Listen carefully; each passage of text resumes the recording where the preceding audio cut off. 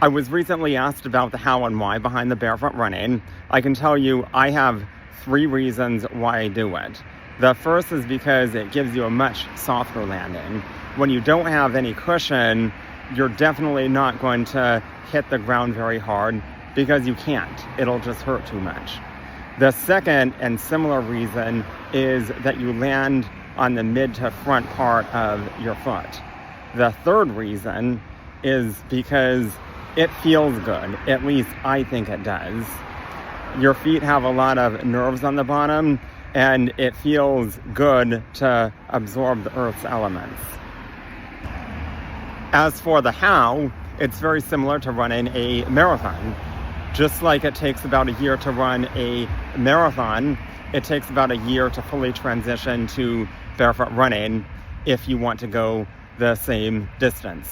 So I would start off with a mile at the end of each run, and then I would gradually work my way up until I could run a marathon.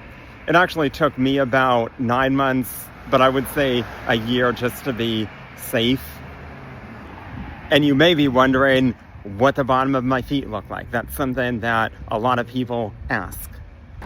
So I will show you. So the ball of the foot and the big toe absorb about 80% of the impact. The rest of my foot is pretty soft considering. Barefoot running is definitely something that I think most people could do.